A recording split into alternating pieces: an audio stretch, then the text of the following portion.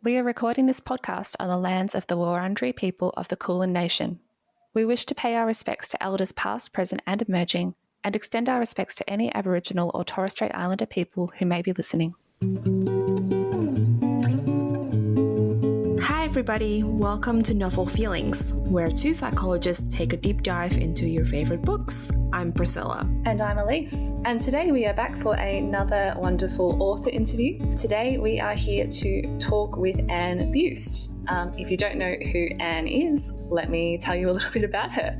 So Professor Anne Buist is the Chair of Women's Mental Health at the University of Melbourne, based at Austin Health, and has over 30 years of clinical and research experience in perinatal psychiatry, including being Director of Mother-Baby Units for much of this time. She continues to work with protective services and the legal system in cases of abuse, kidnapping, infanticide and murder. She teaches, supervises a perinatal outreach service and provides one-off second opinions for management of perinatal disorders and opinions for the court on these matters, but no longer takes on new patients. Anne's bibliography includes the Natalie King Series, a standalone psychological thriller titled The Long Shadow, and two books co-written with her husband, Graham Simsian, who we actually interviewed on the podcast last year. So if you haven't checked out that episode, please do. And Anne's latest book is Lockward, the fourth installment in the Natalie King series. So here's a little bit of a summary of Lockward. Natalie King may be a psychiatrist, but that doesn't mean she can persuade her baby to go to sleep. Sienna wants to party through the night, and lack of sleep is a major trigger for Natalie's bipolar disorder. Sleep school at Southside Private Psych Unit, however, turns out to have its own hazards. It's bad enough that Natalie doesn't really want to be there, that she wants to keep her professional status quiet, and that she's seen enough group therapy to be quite sure it's not her thing. But then someone arrives who knows Natalie very well indeed, and not in a good way. Luckily, she's out of Southside by the time the murder happens. Unluckily, she knows everyone who's involved, including the cops. They think they have an open and shut case. Natalie's pretty sure they've locked the door on the wrong person. Yeah, so this is actually the fourth book in the Natalie King series as well, which started with Medea's Curse, which was released a few years ago. And can I just say, I would really love to get a copy of Anne's CV because it is amazing, extremely impressive. Yeah. Her writing CV is so impressive, but also her CV as a psychiatrist and all the work that she's been doing in this field too. Yeah. It makes me feel like a baby mental health professional when I talk to people like her. I know we are baby mental health professionals, I feel. But like, this is such goals as well. Like, oh, yes. I don't know if we've ever talked on the mic about us, our writerly aspirations. But, if I could get the work-life balance to actually write and have the discipline to write regularly, maybe I could aim for something close to Anne's career. One day, right? Yeah. my vague life plan at the moment is finish PhD, then worry about fiction writing, because I would love to get back into it. It's been such a long time since I wrote anything for creative purposes. But one day I want to get back to it. Yeah. Anyway, today we are talking about topics such as personality disorders, perinatal mental health issues, murder, and other psychiatric diagnoses, I would say. Yeah, as well as refugee mental health. So, of course, keep all of that in mind as you listen to this episode. And just briefly, before we get started on the interview, our usual disclaimers. So we are trained psychologists, but this podcast should not be taken as direct therapeutic advice. As always, please consult a professional for more specific and tailored advice. We have split this interview into spoilers versus non-spoilers, and we will flag when the spoilers are coming up, starting with non-spoilers as usual. And like all of our interviews, this has been edited slightly for length. Let's get started with our interview. And thank you so much for joining us today. We're really looking forward to this conversation and to learn more about Lockward and your writing more broadly. How are you this evening? Very well, thank you, and thank you for the invitation to join you. Wonderful. First of all, We know you do a lot from your biography. It sounds like you have got a lot on your plate. As a psychiatrist, you're professor of women's mental health at Melbourne University, supervising, working within the legal system. How do you balance all of this with writing as well? Well, by the time you get to my age, you get to be able to do it when you want. So I'm part-time, and sometimes the clinical or the university stuff sort of bleeds into my writing time. But in general, I've got fairly clear days which are writing, or other days and days that are for my clinical work. And that's really nice. Sound like you have a good work-life balance by now. Yeah, look, it hasn't been always the case, I assure you. There was a good 10 years where I was working 12-hour days, and that's when I took a year off. Well, when I say a year off, it was 6 months sabbatical and 6 months long service leave. And on the sabbatical, I was working with someone even more workaholic than me. And at the end of the 6 months with her, I was pretty exhausted, had 6 months long service leave and went walking on the Camino de Santiago and just decided that life was too short to do that sort of hours, and I needed a better balance. So I came back and essentially went down to part-time from that moment. Can I ask, I know it might be difficult to quantify, but how do you split your weeks? Do you have certain days that are dedicated to one craft and another craft? Look, I don't write all the time because it depends where I am with a book or books. Tuesdays at the moment is my clinical day, and Thursdays is sort of my second clinical day, and the teaching, and that tends to go into that. But because of the marvels of Zoom and Teams meetings, there is the odd meeting and thing that comes on the other days. In general, we try and have Friday, Saturday, Sunday, Monday away in the place where we don't have a telephone or a television, where writing is much easier. So, yeah. Oh, that's great. I imagine it helps having a partner who writes as well, so that you can keep each other accountable in that sense. Yeah, look, probably mostly how it helps is in the planning process, because we're both planners, and we've written books together as well, so that helps. But even for my crime books, he very much helps with the structure of not supposed to, with the ideas, making sense of it. He's good on structure, good to run things past, and that's, really good to have. Yeah, wonderful. Speaking of balance, part of being an author is doing interviews and promotional material like this, I suppose. Do you find that doing that as an author has had any impact on your professional life as a psychiatrist at all? No, look, the only time I ever got into troubles with the podcast was when I had my professional hat on, and the podcaster was actually falsely representing themselves.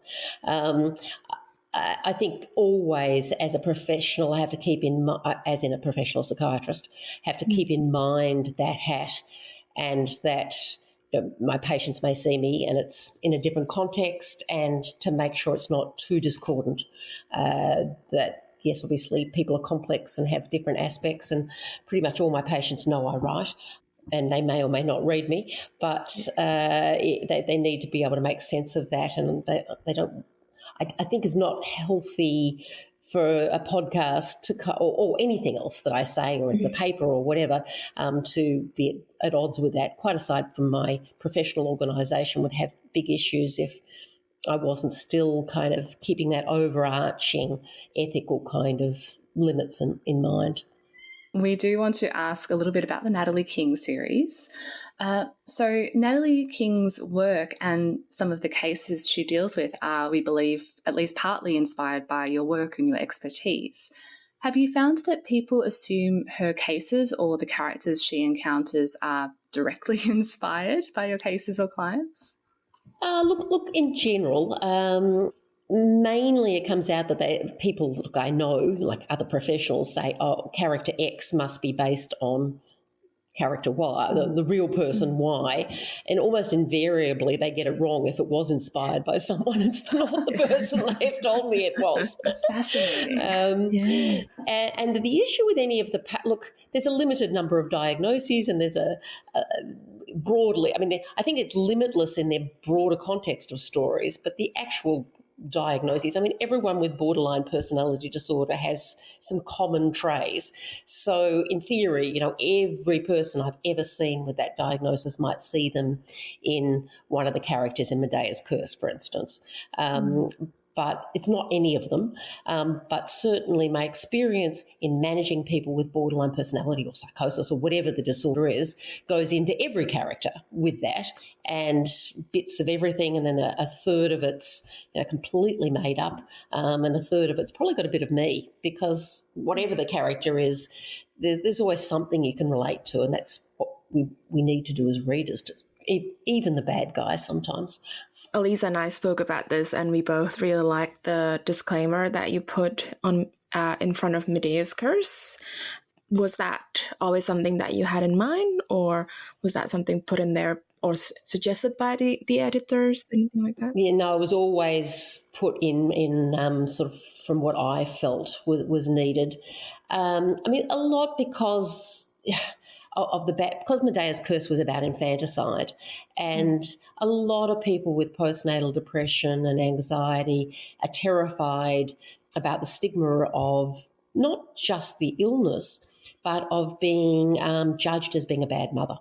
And with that comes fear of removal of child, and the misunderstanding of that association, because almost all mothers with postnatal depression are, you know, trying to be the best mum they absolutely can be, and usually doing more than a good enough job. It's a hard gig, and they're trying to do it perfectly, and there's no such thing. And the whole thing with infanticide is those sort of grabbing headlines in newspapers that I'm hoping it happens a little less now, but it's still kind of that shock kind of journalism. And it's kind of, I think, really important to sort of humanise and put things into context, but not to, you know, but to also separate out that is not, you know, postnatal depression does not equal infanticide. The only connection is both have a baby involved. That's really pretty much the only connection. Yeah, so quite important to be, I suppose, at the start of that first book, maybe just orienting some of the readers to make it clear that this is your perspective and you understand that this is not the case for everybody. And this leads quite nicely into our next question, which is about stigma. So throughout the Natalie King series, there is a lot of depiction of psychiatric or mental health issues. Natalie herself, of course, living with bipolar disorder, working with clients who have a range of complex mental health issues that are quite stigmatized in society. So what are some of your considerations when it comes to portraying these diagnoses, particularly when we're talking about writing in a crime or mystery genre? Well, first of all, they're not just a diagnosis. It's got to be that big picture of this is a person, and a diagnosis is only part of them. Now, occasionally that's considered differently. I think that there's a lot of, not that I have any characters yet, not in anything published that have autism, but there is a group in the autistic world that say, I am autistic, versus I would always say someone who has schizophrenia. So whether it's an identity or not is sort of, you know, an issue to be considered. But in general, even, you know, if someone is autistic, there is still, they've got issues that are unique to them and their particular life that makes them who they are. And I want that three-dimensional kind of aspects as much as possible, and to try and humanise people, make them in some way relatable and not scary, and not the other. That we all have aspects where we get depressed and anxious, and you don't have to make them likeable, but relatable, or want to be with them, or at least just open to some of the experiences they have and why they're having them. Yeah, great. And I think it's so rare, or maybe I haven't read enough in the crime genre, but I feel like a lot of the time characters with a diagnosis like borderline or schizophrenia often get cast in that sort of monstrous villainy type character. So it's really nice to read your books and see that there's complexity to these characters. Occasionally, there's sort of a character that you don't have sort of enough time on the page to develop well. That's usually the bad guy. But even then, in my head, and as much as I can put on the page, there are reasons and explanations for how they came to be where they got to. It's interesting, since starting this podcast, I've become more attuned to portrayals of mental health in crime and mystery. Something that I never really thought about that much before, but it's fascinating once you're attuned to it, just how much you pick up on when a writer is, either using a diagnosis in a very superficial way or as an explanation for someone's behavior without considering them as a whole person, or thinking about people who are living with that diagnosis or those symptoms who are not going to be involved in crime in any capacity. So it's an interesting balance, I think, especially when you're writing in this genre. I suppose on the flip side of that, it can also be very easy to find portrayals of unethical mental health professionals. So I think Elisa and I have made the joke that, we don't sleep with our patients or our clients, and we don't stalk people or anything like that. I think particularly it jumps to mind, well, in books as well, but in movies. And movies or series, I absolutely loved In Treatment. I just thought it was brilliantly done. But when he went to Melissa George's home in, I think it was season 1, I am screaming at the television set, "Don't do it, you idiot!" I stopped watching In Treatment after that because I was just so mad at the way the story had gone. Yeah, I kept with it, but I didn't ever really forgive him for that, or forgive the screenwriters for doing that. Yeah. I guess it is the most traumatic thing to make him do, but for a series that does do such a good job for the most part of portraying that relationship and seeing, anyway, we're not talking about In Treatment. I could rant about it more.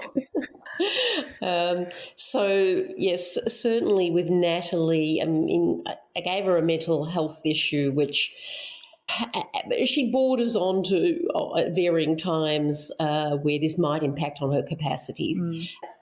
And look, I made it as real as I possibly could. I know a number of lawyers who have got bipolar disorder and who have certainly created havoc in court when they haven't been well. So it certainly happens. I decided to make it very clear that in her private life, she went a little overboard.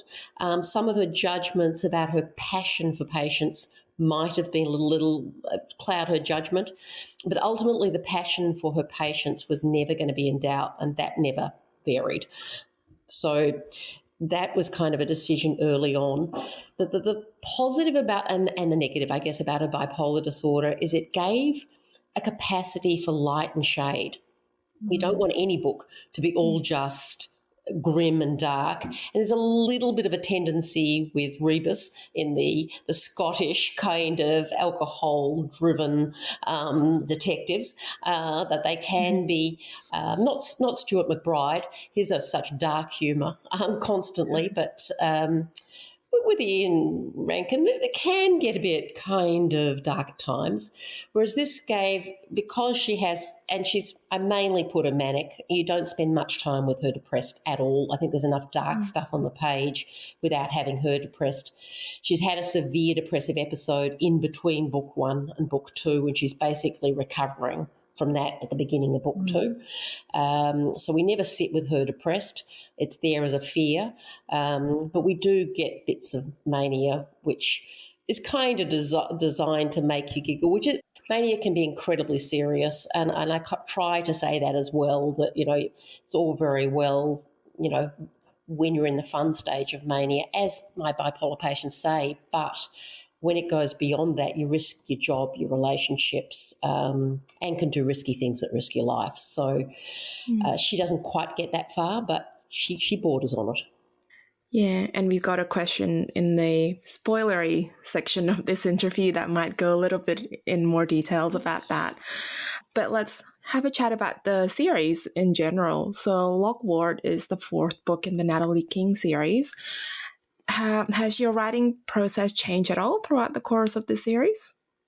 Look, it has in some ways. It's got a lot easier, largely because I know the characters. I mean, practice makes perfect as well, or not perfect, but practice improves. And I do think they've all improved. And I had a standalone one, The Long Shadow, in between book 3 and book 4. So that was another practice. So I think that helps. But the fact that I know the characters so well is that book 1 took a long time just getting the characters right and finessing them. But now I know them so well, it makes the writing so much easier. And I've just written a short story, hopefully for a short story collection that Clandestine Press is doing. And it's a prequel. And it was really fun going back to Natalie pre the first book and making her even a little wilder. and that was quite fun. Yeah. It'd be interesting because she still has quite a wild streak in book 1. So I'm curious about Natalie in her younger days, what that was like. So there is an arc over the 4 books. I think someone who didn't like Medea's Curse, really the criticism was that she was a bit immature. And my argument to that is when you come out of medical school, you are. You have had so little life experience. And for her, she was also grappling with what was a really serious illness diagnosis, up there with, diabetes and a chronic, potentially life-threatening illness where she was going to have to take medication forever. And people in their 20s do not think they need to take medication forever. And it's a big thing to grapple with. And she just got out of medical school and she was also grappling with things from her childhood. I always knew there was something there, but I hadn't actually firmly decided what it was until I got to book 3, and that's where that came out. And I always knew she was going to have a baby, which of course she has the baby at the end of book 3, and we see her in locked ward in the mother baby unit, sleep school, because sleep deprivation is a real trigger for bipolar disorder. So a lot of that was in place all from the beginning, but only the broad strokes, the detail came as I went, and they kind of led into each other very nicely, really. It was the characters told me where they were going. And yes, I planned it at the beginning of each book. I do plan, but the characters directed me. Yeah, that's lovely. It sounds like you've written in different formats now. So you've got the series and you've got the standalone book, The Long Shadow, and you've written with Graham Simpson as well. Do you have a preference about what format you like best? Robert, well, I'm also writing another, well, hopefully a series with Graham set in a mental health facility, which is a different process again, because the process with 2 steps forward and 2 steps onward was we planned it together and then wrote alternating chapters, which was fun. And I loved that they're set on the Camino and the Via Francigena, loved the walks, riding them, and there was no one murdered. So it was a very different feel. But I'm a bit of a crime tragic. That's pretty much, well, not all I read, but the majority of what I read. So, and I, in many ways, enjoyed this last one the most because I flipped and did what I've done in the 2 Steps books and what I did in The Long Shadow, which was write from first person. It's what I like reading, and I didn't feel I could do it to begin with because I felt because I don't have bipolar disorder, I somehow had to distance myself a little bit from Natalie. But I really feel I'm Natalie. I mean, a sick portion of me, I can just get into Natalie now. And because she's by locked ward, she does a little bit wild, and I've got a little bit of a wild streak too with no diagnosis attached. But I felt I was able to manage that. I've, had children. I didn't go to sleep school, but I certainly know what sleep deprivation feels like. I felt much more comfortable in that. And it's what I've done. All my working life has been working with mums, grappling with motherhood. So I felt very comfortable in this space. And that was something that I, of course, noticed was the flip from third person to first person. I've only, I think, read one other series before where that change has happened mid-series. did that impact on your writing process at all, or your characterization? It sounds like you were able to step in, you felt more confident writing in that way, but did you find that things unfolded in a different way in that writing? Look, only marginally. I'd be interested in the series you're thinking about. The only one I could think of and find was, in fact, very famous, Lee Child. Lee Child's Jack Reacher books, he does it in a couple, 2 or 3 of them. He drops over. Mostly it's third person, but he does do a few from first person, which is kind of interesting. No, this was a fantasy series called A Court of Thorns and Roses. It has the first 3 books, then a sort of transitionary novella, and then the latter books, which are from different characters' perspectives, switched to third person, and it started in first. So it's the opposite way around. It started in first and went to third. Well, I've also thought about doing one from Damien's point of view, because it's much easier to write a cop point of view novel, and I've got sort of Damien fully formed there, so that's still a possibility. Haven't given away that idea. That would be really interesting for sure. Yeah. It would be interesting to see Natalie from his perspective. Yes. Might not look pretty. All right. Well, before we jump into a few more spoiler questions, something we ask all of our interviewees, do you have any book or author recommendations for our listeners? Oh, and this is always so hard because I read so much. Yeah. Right, well, look, a few. I mean, I just loved Jacqueline Bublitz's Before You Know My Name, or Before You Knew My Name. Just think it's so novel and beautifully written. But sort of a shout out to a local author who does a great podcast, true crime podcast, Vicky Petratus. The Unbelieved is her first fiction book. She's written non-fiction true crime, but The Unbelieved is a lot of fun. And there's a couple I've read recently set in South Australia, which is kind of, I mean, Gary Dishes are fabulous, of course, and they're South Australia. But these are more sort of popular psychological thriller types. So the Summer Party, Rebecca Heath was kind of one. It was nice sort of reading about South Australia for a change. But there are now so many authors with crime books in Australia. It's lovely reading about our local, we don't have to go very far. I don't read a lot in this genre, but would love to, so I will add those to my TBR. Wonderful. All right, so we might ask a few more spoilery questions about Locked Ward. So listeners, if you haven't caught up with the Natalie King series, now is the time to go off and read the latest book and then come back to the second half of this episode. This is the Novel Universe with your hostesses, Dawn and Ashley. We rate and review the newest and most buzzworthy books. We are true book club ladies that don't always agree, but we do enjoy a good book discussion. You can find the Novel Universe on Apple, Spotify, and Google, where we post new episodes twice a month. I'm Dawn, the criticizer of books. And I'm Ashley, the fantasy architect. So grab your favorite beverage and join our universe. So, first of all, Anne, what inspired the central mystery in Locked Ward? And of course, we're in the second half, so you're welcome to talk about what actually does happen, but what inspired the mystery? Well, I always knew I wanted to do one set in a mother baby unit because that's where I've been working for 35 years. And as soon as I sort of had this award, you've got a very limited number of characters and virtually no men, apart from the partners. So limited characters, and it was a ward, and then we have these zip cards to get in and out. I'm thinking, well, it's really a locked room, isn't it? Why not do a locked room mystery? I mean, everyone somewhere along the line, crime writing wants to do a locked ward mystery, a locked ward for me, locked room mystery. So that's kind of what inspired it to sort of go a little bit back to Agatha Christie, complete with the picture of the ward, which I redesigned. It's not any mother-baby unit I ever worked in, but it's kind of inspired by some I have. And then it became much more than the other three, much more crime, much more Agatha Christie-ish than the others. And it was kind of fun then to play around with the characters to who was in it and give them all sort of possible motives and possible, not not just why, but that they could actually do it, that it was kind of a realms of possibility that they could have done it.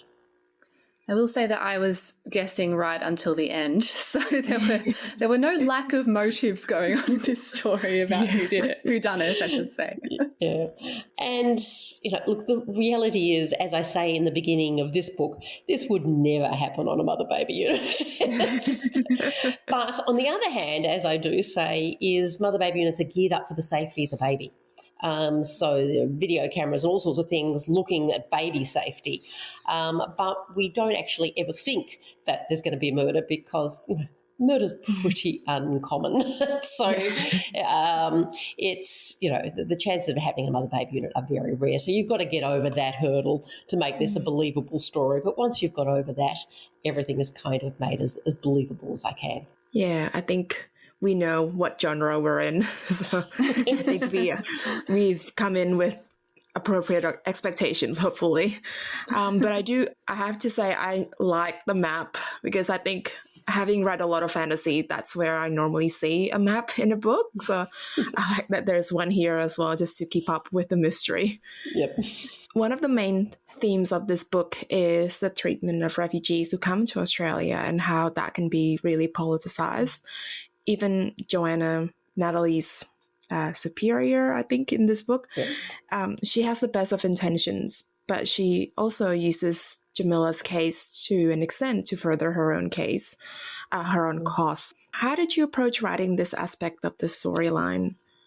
Well, look, it was very much inspired by a real case, but it wasn't my case. I was actually referred it, but at the end I was going to be overseas, so I didn't end up ever seeing her. So this is one that's well publicised, and she was given 20-year sentence that she's still currently serving for driving her car into a dam. And what I know about it is pretty much what anyone who can Google knows about it.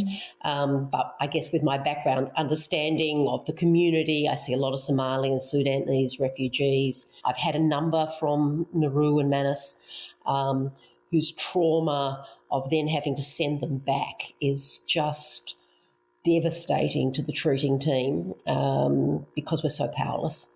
So it's something close to my heart. On the other hand, I'm going to get howled down for saying I have sympathy for both sides, but governments have a tough gig as to even if they're well-intentioned and trying to balance things, and whether they really believe that they're trying to stop the boats, to stop the drownings or not, that is at least part of it. And there's all sorts of reasons that the boat kind of way of getting here is a really bad idea. And it's complex, and people have very different views. So I wanted to have a little bit of a sense of the complexity of this and not just doing kind of, this is all wrong, it's bad, it's horrible, even though it is bad and horrible. And if you're looking at it from the humanistic point of view, absolutely. But there are some complexities about this. I did want it to have an uplifting ending. So spoiler there, which may or may not have worked in real life, but I think there was a possibility of a resolution there that was better than what tends to happen in real life currently in Australia. Was there anything in particular that you would like readers to take away from that aspect of the story? Certainly that refugees are not dangerous, that they're very, very much like us. And I guess one of perhaps the most important thing is how, because they do get reported in when there is something like happened to that poor Sudanese woman, that they didn't seem to be behaving the way we expect they should behave. Who would, do that? I would never do that in those circumstances.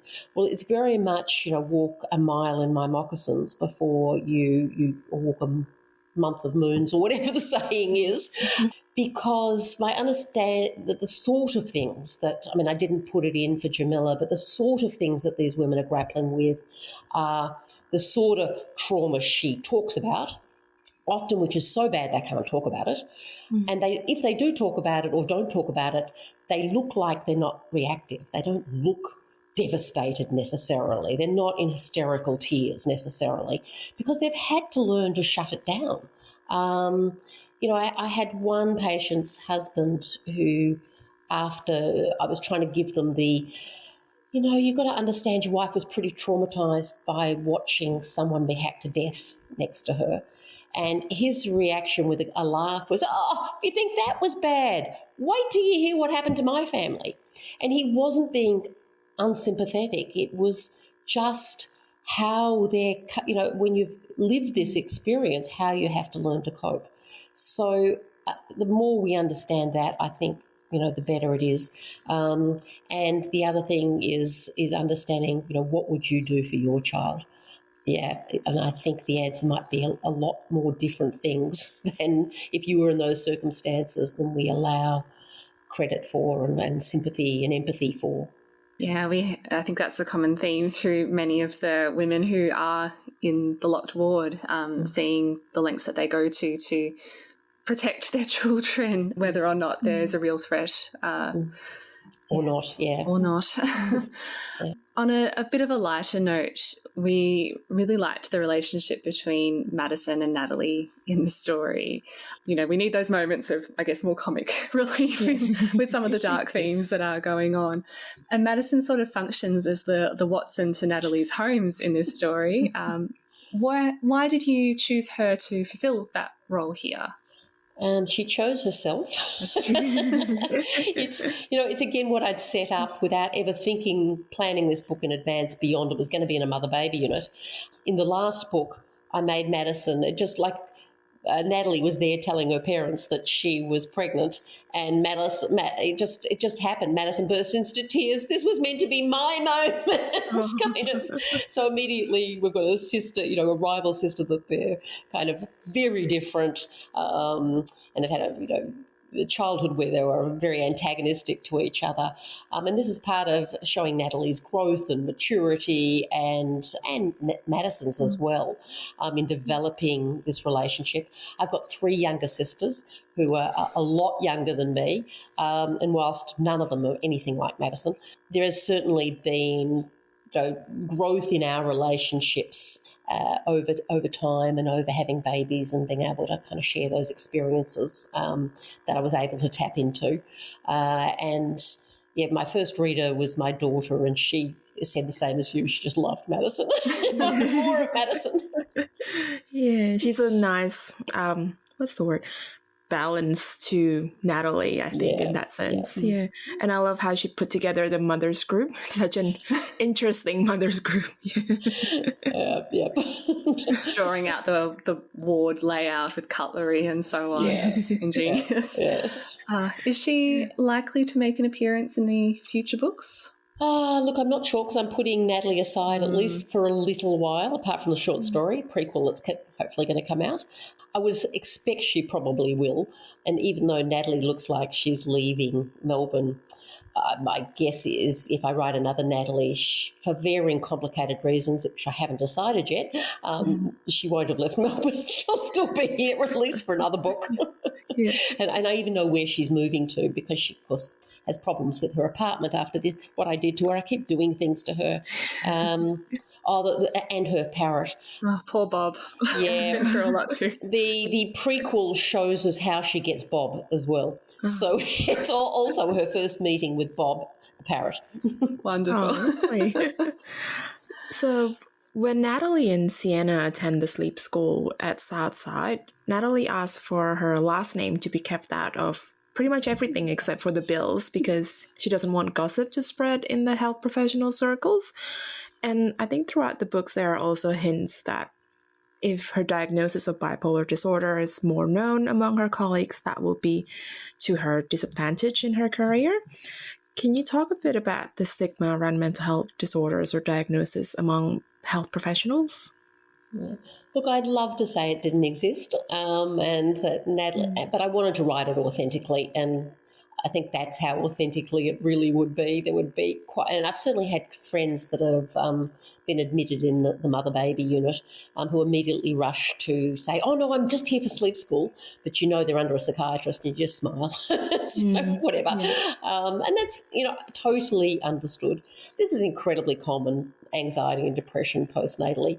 Bipolar, I think within the psych profession, I would hope that there would be better understanding that, it can be well managed. And, by the end of this book, she's really managing it better. Certainly she was in the first book. She's not taking risks in the same way she was. And Sienna, her baby, is a very big motivation for this. But look, there's no doubt that stigma of mental illness is huge.